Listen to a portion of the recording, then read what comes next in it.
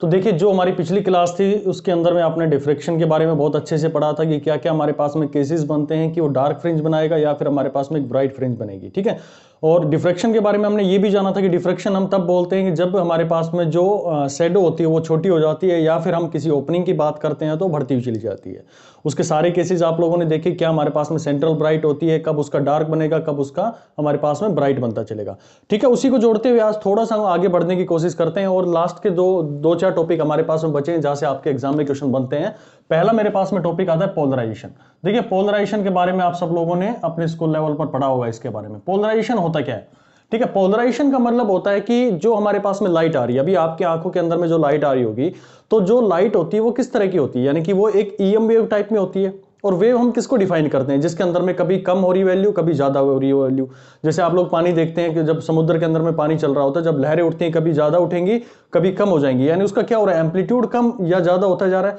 तो हम उस चीज को वेव से डिफाइन करते हैं। तो उसी तरह से जब लाइट आपकी आंखों में आ रही है ना, तो वो भी एक तरह का वेव का फॉर्मेशन होती है। और वो किस तरह की फॉर्मेशन होती है, उसके अंदर में ईएम वेव होती है, यानी कि उसके पास में एक इलेक्ट्रिक फील्ड होता है और एक उसके पास में मैग्नेटिक फील्ड होता है। तो वो दोनों क्या करते हैं, एक दूसरे से परपेंडिकुलर होते हैं। यानी ये अगर मैं मैग्नेटिक फील्ड की बात करूं और ये इलेक्ट्रिक फील्ड की बात करूं, तो ये दोनों एक दूसरे से परपेंडिकुलर होंगे। वेव की डायरेक्शन क्या होगी, ये इस डायरेक्शन में ऐसे मूव कर रहा होगा, ये मैग्नेटिक फील्ड ऊपर की डायरेक्शन मूव कर रहा होगा और वेव आपकी तरफ में ऐसे आगे की तरफ में मूव कर रही होगी, ठीक है। तो ये हमारे पास में बेसिक होती है कि जो इलेक्ट्रिक फील्ड होती है या फिर जो हम लाइट वेव कहते हैं, तो उसके अंदर में बेसिकली इलेक्ट्रिक फील्ड के जो पार्ट्स होते हैं या फिर कंपोनेंट्स होते हैं। तो हमें क्या करना होता है, जब पोलराइजेशन की बात करते हैं तो आप सबने देखा कि जब हमारे पास में लाइट आ रही है तो ये लाइट ऐसे आपके हर डायरेक्शन में मूव कर रही होगी, ये हर डायरेक्शन में, क्योंकि एक लाइट तो इसके अंदर में आ नहीं रही है, हजारों नंबर ऑफ वेव्स इसके अंदर में आ रही हैं। और ये कौन डिसाइड करता है कि उसके अंदर में नंबर ऑफ वेव्स बन रही है। आप लोगों को बार बार ये चीज मैंने बताई भी है कि मान लो ये आपके पास में एक बल्ब है और इसके अंदर में जो भी मटेरियल है, तो यहां से जो इलेक्ट्रॉन वाइब्रेट करेगा वो अपनी एक पर्टिकुलर जो हमारे पास में वाइब्रेशन होगी, हो सकता है कि उसकी जो वाइब्रेशन इस डायरेक्शन में ऐसे निकाल दे, हो सकता है कि वो हमारी वाइब्रेशन को इस डायरेक्शन में ऐसे निकाल दें, हो सकता है नीचे की डायरेक्शन में निकाल दें। तो ऐसे इनफाइनाइट नंबर ऑफ डायरेक्शन उसके पास में, ताकि वो अपनी अलग अलग डायरेक्शन में अपने इलेक्ट्रिक फील्ड्स जनरेट करता चला जाए। लेकिन जब हमें दिखेगी जो वेव हमारे पास में आती हुई दिखाई देगी, उसके अंदर में सभी के सभी कंपोनेंट्स यहां पर रखे होंगे। अब यहां पर मैं खड़ा हूं भाई, यहां पर मेरी आंखें हैं और मैं इनको इस लाइट को ऑब्जर्व कर रहा हूं, तो मेरी आंखों के अंदर में क्या हो रहा है, इस आंखों के अंदर में अगर यहां पे मैं मान लेता हूं मेरे पास में एक रेटिना जो मेरा एक आई का सेंसर होता है, या फिर मैं कहूं कि मेरे पास में वो एक वोल्ट मीटर के रूप में अगर उसको हम यहां पर एनालिसिस करके देखें, तो लाइट उसके ऊपर में गिरेगी, तो मान लो कभी इसके ऊपर में ज्यादा आ रही होगी तो आपको 0 वोल्ट भी दिखेगा, फिर 5 वोल्ट दिखेगा, फिर वेव नीचे की यानी कि उसका ट्रफ आ रहा होगा तो आप लोगों को -5 भी दिखेगा, ठीक है। अगर मैं यहां पर अज्यूम करूं कि एक वोल्ट मीटर में यहां पर कनेक्ट कर देता हूं अपनी आईज के सेंसर के पास में, तो आंखों को जो सेंस होने वाला वो क्या होगा, या तो 5 होगा, 0 होगा या फिर -5 होगा, ठीक है। इस तरह की वोल्टेज हमारी आंखों को यहां पर मिलेंगी जब ये पूरी की पूरी वेव्स यहां पर आ रही होगी। अब मैं क्या करता हूं, इस जो पूरी लाइट है, क्या मैं इसके अंदर में जो मेरे को 5 वोल्ट चाहिए था उसमें से मैं कुछ कम कर सकता हूं, जो मेरे पास में इतनी सेंस कर रही थी आंखें, तो क्यों ना मैं इसके एम्पलीट्यूड को कम कर दूं और मेरी आंखें जो है इसको केवल और केवल 2 0 2 -2 इसी फॉर्म में इसको मतलब देखना चाहें तो, ठीक है। तो आप लोग देख रहे हैं कि जब हमारी पास में आंखों के पास में सारे प्लेटफॉर्म जितने भी हमारे पास में कंपोनेंट्स हमारी आंखों के ऊपर में गिर रहे हैं, तो सभी एक पर्टिकुलर हमारे पास में क्रस्ट या ट्रफ मिलकर जो इंटेंसिटी बनाएंगे या एम्पलीट्यूड बनाएंगे, वो सब इंटरफेरेंस के अंदर में देखा था कि हमारे पास में या तो कंस्ट्रक्टिव बनाएंगे या फिर हमारे पास में डिस्ट्रक्टिव बनाएंगे। लेकिन जब हम चाहते हैं कि इसके अंदर में कुछ पार्ट ही हमारे आंखों के पास में जाए, तो हमें इनके जो अदर कंपोनेंट्स हैं उनको रोकना पड़ेगा भाई यहां पे। और जो रोकते हैं ना, उसी प्रोसीजर को हम बोलते हैं पोलराइजेशन। यानी कि जो हमारे पास में लाइट अलग अलग कंपोनेंट्स में बन के आई है, तो मैं ये चाहता हूं कि अगर मेरे पास में 1 2 3 और ये मेरे पास में 4 कंपोनेंट अगर इसके आ रहे हैं, तो मेरी आंख के पास में केवल और केवल ये कंपोनेंट आंखों तक पहुंचे। अगर मुझे केवल और केवल ये पहुंचाना है और बाकी के सारे मुझे ब्लॉक करने जितने भी इलेक्ट्रिक फील्ड के कंपोनेंट्स हैं, तो उसको हम बोलेंगे कि ये मेरे पास में क्या होगी, ये एक अनपोलराइज्ड लाइट है। और नीचे जो मेरे पास में ये जो जाएगी इसको हम बोलेंगे पोलराइज्ड लाइट है। ये मेरे पास में कौन सी तरह की लाइट होगी, ये मेरे पास में पोलराइज्ड फॉर्म होगी लाइट की, जो कि मेरी आंखों के ऊपर में गिर रही होगी। तो इसी चीज को हम यहां पर पूरा डिस्कस करेंगे कि क्या हमारे पास में इसके प्रोसीजर्स होते हैं, कैसे कैसे हम इसको फाइंड आउट कर सकते हैं। अगर इसको थोड़ा सा और आप देखना चाहें तो जो मैं आपको समझाना चाह रहा हूं कुछ इस तरह का है कि क्यों ना हमारे पास में, मान लो ये मेरे पास में इलेक्ट्रिक, केवल इलेक्ट्रिक फील्ड की बात कर रहा हूं, अभी ईएम वेव के अंदर में मैग्नेटिक कंपोनेंट को मैं यहां से हटा चुका हूं। अब इसके अंदर में क्या करेंगे, मान लो ये आपका एक कंपोनेंट है और ये दूसरा कंपोनेंट है। ये वर्टिकल कंपोनेंट रहा होगा किसका, इलेक्ट्रिक फील्ड का, क्योंकि ये अलग इलेक्ट्रॉन ने जनरेट किया होगा। ये दूसरे इलेक्ट्रॉन ने जनरेट किया होगा जो कि हॉरिजॉन्टल रहा होगा। तो अब ये आपको यहां से पास करवाने पे, ये आपके पास में जो उंगली है यहां से ऐसे बनी हुई है और ये यहां से पास होना चाह रहे हैं, तो इजीली कौन सा पास हो जाएगा। तो आप देख रहे हैं कि ये कंपोनेंट तो पास हो गया, आपकी तरफ में आ गया, और दूसरा कंपोनेंट था वो हॉरिजॉन्टल था, तो ये इस स्लिट के बीच में यहां की यहां टकरा के रह गया। यानी कि यहां से जो निकला तो ये बाहर की तरफ में आपकी तरफ में आ गया। तो हमें कुछ ना कुछ इस तरह का डिवाइस चाहिए या फिर को हमारे पास में कंपोनेंट चाहिए, क्रिस्टल चाहिए, जो कि केवल और केवल इस कंपोनेंट को आपकी तरफ में आने दे और बाकी जो कंपोनेंट्स आ रहे हैं उनको यहां पर ब्लॉक कर दे। तो इसके लिए हमें जो यूज करना पड़ता है उसको किस नाम से जानते हैं, उसको हम जानते हैं पोलराइजर के नाम से जानते हैं। ठीक है, जो हमारे पास में ये जो वेव आ रही थी, पहले जो हमारे पास में वेव आ रही थी जिसके अंदर में दोनों कंपोनेंट्स थे, एक हमारे पास में हॉरिजॉन्टल कंपोनेंट था, एक वर्टिकल कंपोनेंट था, तो इस वेव का बोलते हैं अनपोलराइज्ड वेव।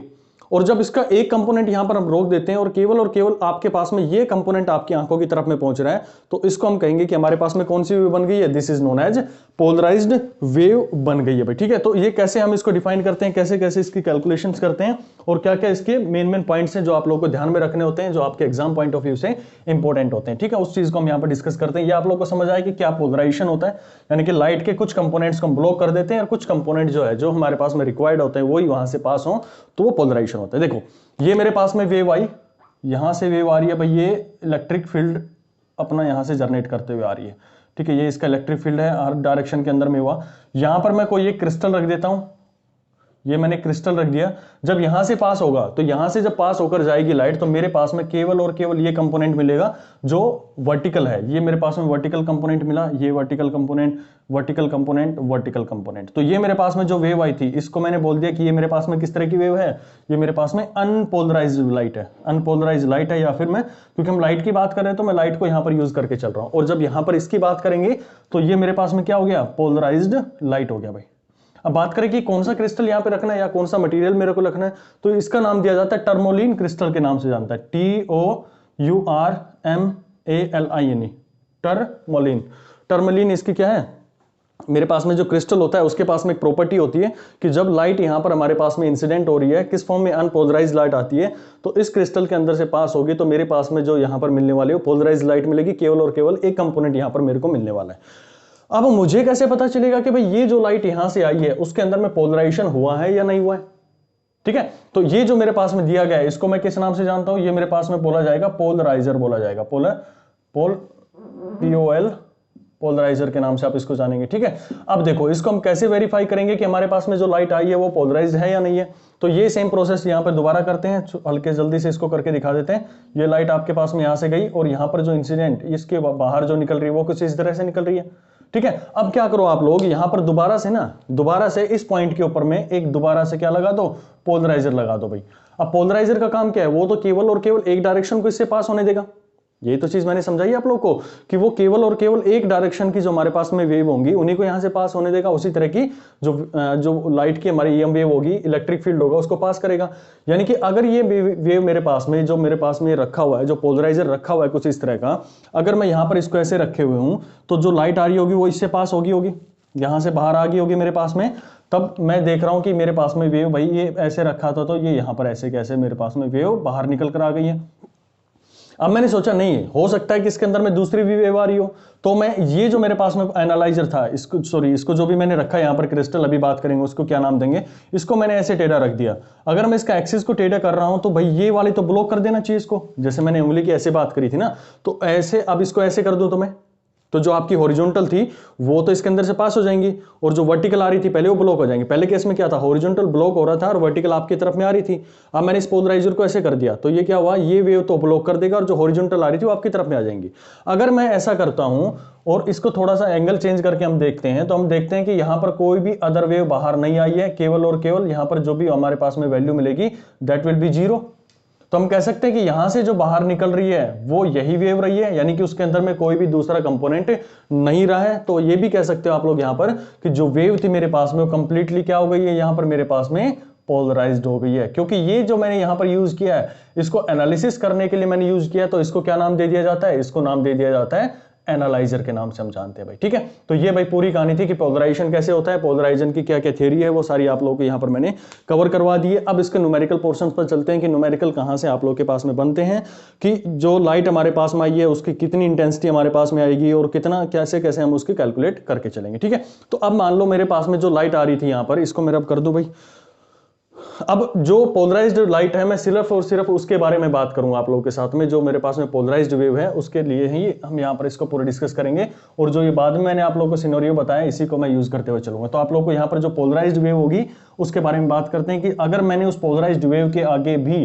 कुछ लगा दिया, दोबारा से मैंने कोई पोलराइजर लगा दिया या मैंने क्रिस्टल लगा दिया, तो वहां से कितनी इंटेंसिटी उसकी बाहर निकल के आएगी। देखो भाई ये मैंने क्या किया,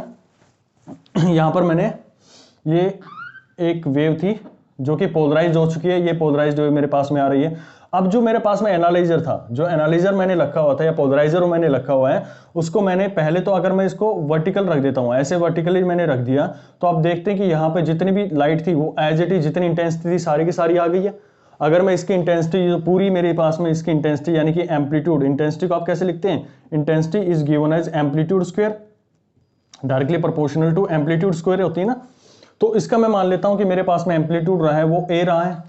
ठीक है। जो मेरे पास में वेव आ रही है उसका मैंने एम्पलीट्यूड मान लिया कि ये मेरे पास में ए नोट मान लो इसका, और जो इसकी इंटेंसिटी रही होगी वो मान लो आप लोग क्या रही होगी, directly proportional to A square that is equal to I naught रही होगी। इसकी जो इंटेंसिटी यानी कि जितनी लाइट इसके पास में थी वो मेरे पास में आई नोट के नाम से आप उसको रिप्रेजेंट कर सकते हैं। जब ये इस एनालाइजर से पास जाएगी तो यहां पर एज इट इज जितनी इसकी इंटेंसिटी थी वो की वो रहेगी।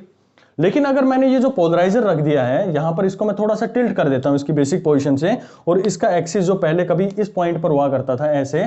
ऐसे इसका नॉर्मल यहां पे ड्रॉ करेंगे, अब इसके बीच में थोड़ा सा एंगल बना के ऐसे हम इसको रख देते हैं भाई, ठीक है। ये एंगल बना दिया इसने, थीटा एंगल अगर यहां पर बना दिया जाता है तो अब यहां पर जो मिलेगी मेरे को लाइट, क्या मेरे पास में ए नोट स्क्वायर ही मिलेगा यानी कि आई नोट ही मिलेगा मेरे को,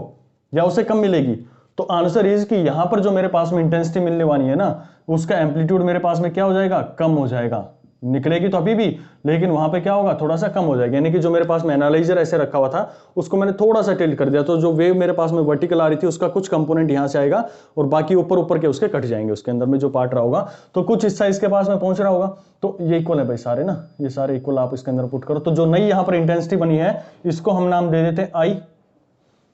ठीक है ना। जब हमने आई नोट इसके अंदर से डाली है इंटेंसिटी, तो बाहर जो मेरे को मिल रही है, जब मैं इसको किसी एंगल पर टिल्ट करवा देता हूं तो जो बाहर इंटेंसिटी मेरे को आई है वो मेरे पास में आई के नाम से आपने रिप्रेजेंट कर दी है। तो अब बताओ मेरे को कि जो बाहर आई है और ये मेरे पास में एंगल थीटा आया है, अगर उसको टिल्ट करवाने के बाद मैं ऐसे इसको अलग अलग एंगल पर मूव करवाता चलूंगा, तो अलग अलग एंगल पर मूव करवाएंगे तो एक टाइम ऐसा आएगा कि इंटेंसिटी क्या हो जाएगी, जीरो हो जाएगी। फिर मैं इसको वापसी ऐसे घुमाऊंगा और इस डायरेक्शन में लेके जाऊंगा मैं, तब देखेंगे कि इस पॉइंट पर मेरे पास में मैक्सिमम हो गई है। फिर ऐसे घुमाते घुमाते घुमाते यहां पर लेके जाएंगे, दोबारा से क्या हो गई है, तो वो मेरी वैल्यू जो है वो जीरो हो गई है। तो ये मैक्सिमम कब हो रही है, जब आप देख रहे हैं कि ये जो एंगल था मेरे पास में क्या हो रहा था, जब इस एंगल को मैं ऐसे घुमाता हूं तो यहां पर आएगा तो एंगल जीरो हो जाएगा ये। और एंगल जीरो पर कोई चीज मैक्सिमम दिखा रही है तो कंफर्म है कि मेरे पास में एक एंगल की जो रिलेशन निकाल के लेके आनी पड़ेगी वो कोस थीटा की निकाल के लेके आनी पड़ेगी, ठीक है। तो यहां पर जो वैल्यू गिवन होती है मेरे पास में कि जो आई बनेगा मेरे पास में, आई एंगल जो होगा, मतलब जो आई इंटेंसिटी आने वाली है यहां पर, that will be equal to I naught, यानी कि जो टोटल मेरे पास में इंटेंसिटी थी वो इनटू में कोस स्क्वायर थीटा, कोस स्क्वायर थीटा के नाम से भाई आप इसको याद रखेंगे, बहुत इंपॉर्टेंट है ये। और इसी को नाम दिया जाता है मालूज लॉ के नाम से, आप इसको जानते हैं। किस नाम से जानते हैं भाई, मालूज लॉ है ये, बहुत इंपॉर्टेंट है आपके एग्जाम के लिए, मालूज लॉ के नाम से हम जानते हैं। तो मालूज ने क्या कहा था कि जब भी आप किसी एनालाइजर या पोलराइजर को थोड़ा सा टिल्ट कर देते हैं तो वहां से जो हमारे पास में इंटेंसिटी आएगी,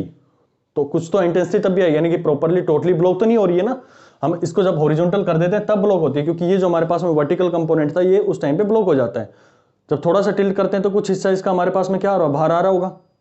लेकिन यहां कर दिया तो टोटली क्या हो गया, ब्लॉक हो गया। अब आप लोग के दिमाग में आना चाहिए कि भाई ये हिस्सा क्यों नहीं आ रहा भाई, इसका मैंने कहा कि ऊपर के जो एम्पलीट्यूड है ना वो कम हो गए, ये पूरा हमारे पास में पूरा ब्लॉक हो रहा है, लेकिन एम्पलीट्यूड जो उसका कम होता चला जाता है जब थोड़ा सा हम इसको एंगल पे टिल्ट कर देते हैं। ओके,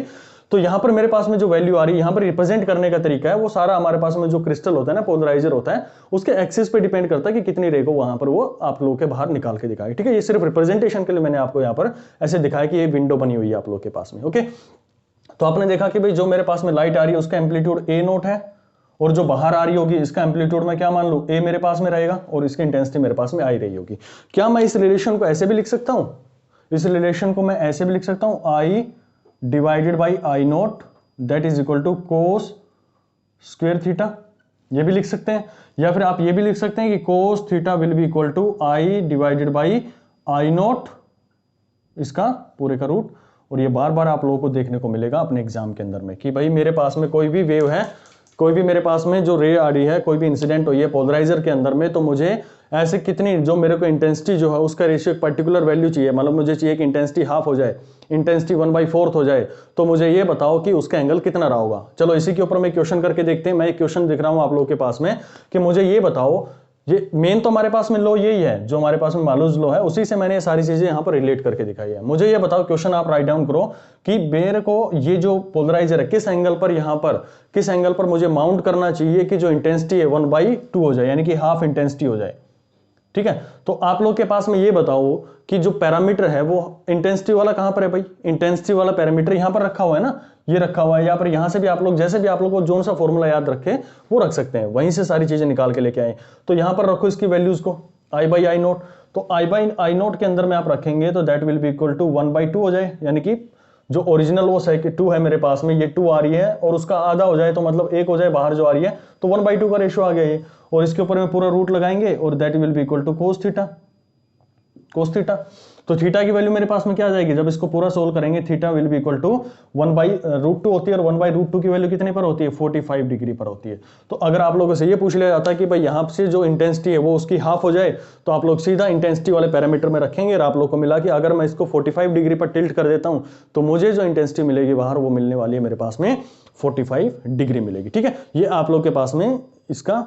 वैल्यू आ चुका है। तो यही था मेरे पास में मालूज लो। मालूज लो से इसी ऊपर में कोई क्वेश्चन नहीं बनता, इसी फॉर्मूला के ऊपर में आप लोगों को पोलराइजेशन के ऊपर में पूछ लिया जाएगा कि भाई जो पोलराइज लाइट है, पोलराइज लाइट के ऊपर में मैंने दोबारा से पोलराइजर रख दिया है और उसको मैंने इंसिडेंट करवा के ये चेक करना चाहा कि मेरे पास में कितनी इंटेंसिटी बन के आएगी, तो वो यहां से निकल के आता। ठीक है, तो क्या अब बात करें कि हमारे पास में जो पोलराइज लाइट है वो आखिर में बनती कहां से, कैसे हम उसको बनाते हैं। तो नेचर में हमारे पास में बहुत सारे तरीके होते हैं, कई आप लोग देखते भी हैं रोजाना, आपकी आंखों के सामने हो भी रहा है, लेकिन आपको फील नहीं होता सारा पोलराइजेशन। तो सबसे जो प्रोमिनेंट हमारे पास में मेथड होता है उसको हम जानते हैं पोलराइजेशन बाय रिफ्लेक्शन। रिफ्लेक्शन के थ्रू भी पोलराइजेशन होता है, कैसे होता है उसको हम डिफाइन करते हैं, और वहां से एक बहुत इंपॉर्टेंट लॉ होगा उसको यहां पर डिफाइन करने की कोशिश करेंगे, जिसको हम ब्रूस्टर लॉ के नाम से भी जानते हैं। ठीक है, चलिए भाई उसके बात कर लेते हैं।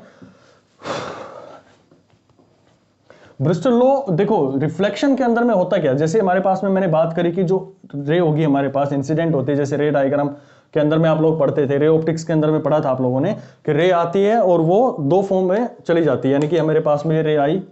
तो यहां पर जब इंसिडेंट होती है, अगर ये मेरे पास में कोई ट्रांसपेरेंट मीडियम है, तो जब ये दो मीडियम अलग अलग हो जाते हैं तो यहां पर इसका नॉर्मल मैं डिफाइन कर दूं, भाई ये इसका नॉर्मल हो गया। तो रे यहां पर इंसिडेंट हुई, ये मान लो रे मेरे पास में इंसिडेंट होती है,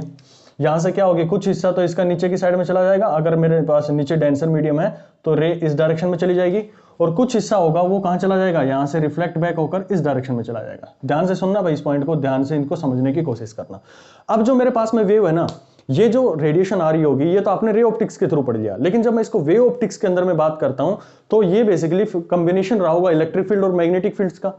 यहां पे सिर्फ हम इलेक्ट्रिक फील्ड को कंसीडरेशन में लेके चल रहे हैं, जब हम लाइट की बात कर रहे हैं तो केवल और केवल मैं यहां इलेक्ट्रिक फील्ड को कंसीडरेशन में लेके चल रहा हूं। तो इसके अंदर में जो वेव फॉर्म यानी कि जो आ रही होंगी, इसकी इलेक्ट्रिक फील्ड आ रहा होगा, तो इलेक्ट्रिक फील्ड ऐसे रहा होगा।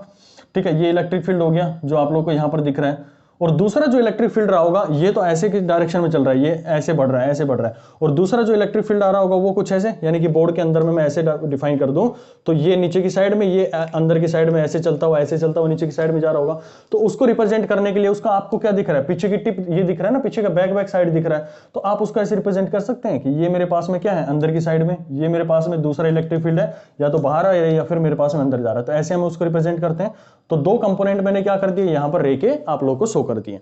तो यहां पर इस पे बहुत सारा काम किया गया ब्रूस्टर के द्वारा, और ब्रूस्टर ने क्या फाइंड किया कि यहां पर आप लोग देखते हैं इसके अंदर में अलग अलग एंगल पर उन्होंने इंसिडेंट किया। पहले मैं इसी एंगल की यहां पर बात कर रहा हूं आप लोगों के साथ में। तो उन्होंने देखा कि कुछ लाइट हमारे पास में क्या हो गई, नीचे की साइड में ट्रांसमिट हो गई है, दोनों कंपोनेंट उसके क्या हो गए, ट्रांसमिट हो गए, यानी कि जो हमारे पास में वर्टिकल इस तरह का कंपोनेंट आ रहा था, जो बोर्ड के अंदर में जा रहा वो कंपोनेंट आ रहा था, दोनों कंपोनेंट आपके पास में ट्रांसमिट हो गए। लेकिन जब उन्होंने यहां पर देखा, इसके पास में पूरा ऑब्जर्वेशन किया, तो ये जो लाइट थी जब यहां पर देख रहे थे तो कभी हमारे पास में एक कंपोनेंट आ रहा था, कभी हमारे पास में दोनों कंपोनेंट आ रहे थे, ऐसे, ठीक है। इस तरह के हमारे पास में अलग अलग तरह के कंपोनेंट्स बनते हुए आ गए, कभी केवल और केवल एक कंपोनेंट, कभी कभी एक कंपोनेंट बनता हुआ है, ठीक है। तो ये मेरे पास में जो एंगल बना था, इस एंगल को हम जानते हैं इंसिडेंट एंगल के नाम से जानते हैं। ये तो आप लोगों ने पढ़ा है कि ये हमारे पास में इंसिडेंट एंगल हो गया। अब क्या किया उन्होंने, ब्रूस्टर ने क्या किया, इसके ऊपर में थोड़ा और एक्सपेरिमेंट करना शुरू किया, और ये जो एंगल था ना, इनको चेंज करते चले गए, इनको चेंज करते चले गए। और एक टाइम ऐसा आया कि पहले तो उन्होंने क्या किया, यहां से एक रे को इंसिडेंट करवाया, यहां पे चेक किया, तो रे जो थी वो हमारे पास में यहां पर रिफ्लेक्ट बैक होगी, लेकिन उसके अंदर में भी क्या हुआ, कुछ कंपोनेंट अभी भी बने रह गए, कौन से, दूसरे जो लाइट थी वो कंप्लीटली यहां पर पोलराइज नहीं हुई। अब उन्होंने क्या किया, एक ऐसा एंगल यहां पे डिफाइन किया कि ये रे आई और यहां से रिफ्लेक्ट बैक होगी, और ये मेरे पास में कुछ हिस्सा था उसका क्या हो गया, नीचे की साइड में ट्रांसमिट हो गया। ये इसका नॉर्मल रहा होगा भाई, ये इसका नॉर्मल रहा था। तो ये जो एंगल उन्होंने डिफाइन किया कि जब उन्होंने एक एंगल पर जो डाला, ये उन्होंने एक एंगल डाला आई पी, यानी कि जब उसकी पोलराइजेशन कंप्लीट हो जाए तो उन्होंने देखा कि यहां से केवल और केवल एक कंपोनेंट जो है वो यहां से रिफ्लेक्ट बैक हो रहा है, दूसरा कंपोनेंट जो ऐसे आ रहा था वो क्या कर गया, यहां की यहां पे रुक गया। तो ये जो एंगल बोला जाता है, जिस एंगल पर ये मेरे पास में पूरी रिफ्लेक्ट बैक हो जाती है, यानी कि पोलराइज्ड होकर रिफ्लेक्ट बैक हो जाती है, तो इस एंगल को नाम दिया जाता है ब्रूस्टर एंगल के नाम से जानते हैं, ब्रूस्टर एंगल के नाम से हम जानते हैं भाई, ठीक है। और ब्रूस्टर लॉ क्या कहता है, ब्रूस्टर लॉ ये कहता है कि when we incident a light at an angle of Brewster angle that is I P, then the light will be polarized and only one component of the electric will be reflect back। तो ये यही चीज कह रही है कि जो भी लाइट हम यहाँ पर इंसिडेंट करते हैं, जो पोलराइज्ड लाइट होती है, जब रिफ्लेक्शन होता है तो वहां पर क्या हो जाती है, वो अनपोलराइज्ड होकर, यानी पोलराइज्ड होकर हमारे पास में केवल और केवल एक कंपोनेंट यहाँ पर हमें शो करती है, और इसी को हम जानते हैं किस नाम से, ब्रूस्टर लॉ के नाम से जानते हैं, ब्रूस्टर, और इस एंगल को जानते हैं ब्रूस्टर एंगल के नाम से, ठीक है। दूसरा उन्होंने क्या कहा, एक रिलेशन और बता दिया कि यहां पर जो हम बात करेंगे कि अगर मान लो मेरे पास में इसके बारे में बात करें, जो रिफ्रैक्टेड एंगल हुई है, जो मेरे पास में रिफ्रैक्टेड रे, और ये मेरे पास में जो इंसिडेंट, जो मेरे पास में रिफ्लेक्टेड रे है, और ये मेरे पास में रिफ्रैक्टेड रे है, इन दोनों के बीच में जो एंगल बनता है वो हमेशा 90 डिग्री का बनेगा। जब ये एंगल मेरे पास में आईपी जो ब्रूस्टर एंगल है, अगर जब ये पूरी पोलराइज्ड हो गई है, तो उस केस के अंदर में ये जो रिफ्लेक्टेड रे है और ये जो मेरे पास में रिफ्रैक्टेड रे है, तो इन दोनों के बीच में जो एंगल बनेगा दैट विल बी 90 डिग्री। तीसरी चीज उन्होंने पूरी एनालिसिस किया, और उन्होंने ये कहा कि हम यहां से जो हमारे पास में जो टेंजेंट ऑफ ब्रूस्टर एंगल है वो हमें क्या देगा, वो देगा अगर इसका रिफ्रैक्टिव इंडेक्स n2 है और इसका रिफ्रैक्टिव इंडेक्स n1 है। तो तीसरी चीज उन्होंने की, पहली चीज तो ये होगी ब्रूस्टर एंगल के बारे में बात करी। दूसरी चीज उन्होंने कही कि भाई रिफ्लेक्टेड रे एंड रिफ्रैक्टेड रे, इन दोनों के बीच में एंगल कितना होगा, इन दोनों के बीच में एंगल जो होगा दैट विल बी 90 डिग्री। और तीसरा उन्होंने ये चीज कहा कि tangent of IP, tangent theta of IP, यानी कि Brewster angle will give the refractive index of second medium with respect to first medium, यानी कि μ/1 आप लोग को ये मिलने वाला है इसके अंदर में। तो तीन चीजें इसके अंदर में ब्रूस्टर एंगल के अंदर में, और ये पूरा जो पोलराइजेशन के कंसेप्ट थे वहां से आप लोग के पास में निकल के आती हैं। तो यही आप लोग का जो इंपॉर्टेंट पोर्शन था वो यहीं से आता है कि भाई कौन सा ब्रूस्टर एंगल क्या होता है, क्या रिफ्लेक्टेड रे और रिफ्रैक्टेड रे के अंदर में कितना एंगल होता है, और कब रे जो है वो पूरी हमारे पास में पोलराइज्ड होकर बाहर रिफ्लेक्ट हो जाती है, ठीक है। तो ये भाई आपकी कहानी जितनी भी थी पोलराइजेशन की वो यहाँ पर खत्म हो गई है। अब इसके कुछ एप्लीकेशंस होती हैं, जैसे आप लोग 3D टीवी वगैरह देखते हैं, तो वो सारा किस काम पे चलता है, वो भी हमारे पास में पोलराइजेशन के थ्रू ही चलता है, ठीक है। आप लोग चश्मे वगैरह बनवाने जाते हैं तो तब भी आप लोग देखते हैं ना, पोलराइड से लगवा लेते हैं अपने जो चश्मे होते हैं उनके अंदर में। तो पोलराइजेशन जो है ना सबसे सेफेस्ट पोर्शन होता है हमारे पास में, उसे एक तो हमारी आंखों के अंदर में कोई भी ऑप्टिकल डिफेक्ट्स नहीं आते इसके अंदर में। क्यों? क्योंकि जो पोलराइजेशन आप देख पा रहे हैं कि हमारे पास में उसने जो एक्चुअल इंफॉर्मेशन थी ना उसको खत्म नहीं किया, उसने क्या किया, कंपोनेंट को कम कर दिया, ताकि हमारे पास जो शुरू में मैंने बात करी थी कि हमारे पास में 5 वोल्ट आ रही थी उसको हमने 2 कर दिया, यानी कि उसकी इंटेंसिटी को कम कर देता है हमारे पास में, लेकिन उसकी जो एक्चुअल इंफॉर्मेशन है ना उसको खत्म नहीं करता है। तो वो हमारे लिए बहुत यूजफुल होती है, इसीलिए हम पोलराइड जो होते हैं, हमारी जो चश्मे वगैरह होते हैं उनके अंदर में हम यूज करते हैं, सबसे सेफेस्ट चीज होती है। दूसरा हमारे पास में जो 3D टेलीविजन होते हैं वो भी हमारे पास में इसी पोलराइजेशन के ऊपर में काम करते हैं। कैसे करते हैं आप थोड़ा सा स्टडी करेंगे तो आप लोगों को वहां से समझ में आ जाएंगे, यहाँ पर उस लेक्चर को खींचने का कोई फायदा नहीं है। जो आपके एग्जाम ओरिएंटेड चीजें थी वो सारी मैंने यहाँ पर आप लोगों के पास में करवा दी, ठीक है। चलिए एक छोटा सा टॉपिक और रिजोल्विंग पावर रह गया, उसको मैं नेक्स्ट लेक्चर के अंदर में कवर करूंगा। Thank you so much. आप जो भी आप लोगों को सीट्स वगैरह वो प्रोवाइड करवा दी जा रही है, आप टेलीग्राम चैनल पर देखेंगे तो सारी सीट्स वहाँ पर आप लोगों को मिल जाएंगी, और आप अटेम्प्ट किया करो। अगर उनको ना बिना अटेम्प्ट किया आप लोगों के पास में फिर कोई फायदा नहीं होगा जब मैं प्रैक्टिस सेट दूंगा। देखो आप लोगों को आपको एक ऑर्डर समझना चाहिए कि किस ऑर्डर में यहाँ पर आपको पढ़ाया जाता है।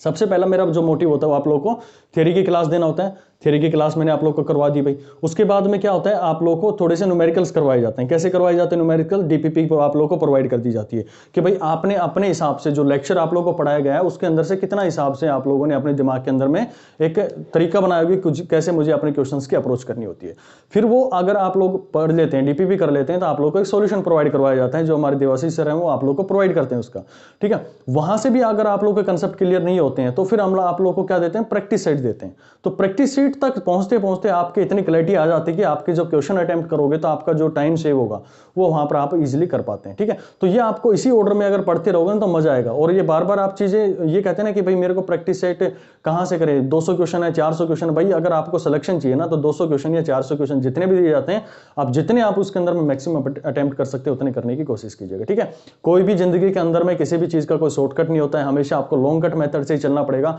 हाँ, उससे ये है कि आप अपनी कुछ स्ट्रेटेजीज बना लेते हैं, कुछ आप अपनी तरफ से शॉर्टकट बना लेते हैं जिससे आपके एग्जाम के अंदर में टाइम बच जाता है। ठीक है, चलिए मिलते हैं नेक्स्ट क्लास के अंदर में। Thank you so much.